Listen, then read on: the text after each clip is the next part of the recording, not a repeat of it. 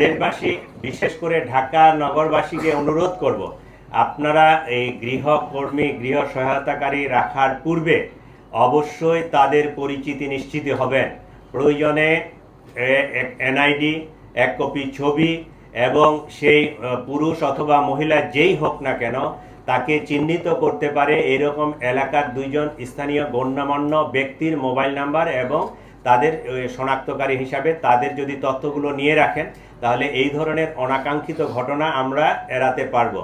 এই ঘটনাটা অত্যন্ত দুঃখজনক, আমরা চাই না একই ঘটনার পুনরাবৃত্তি হোক।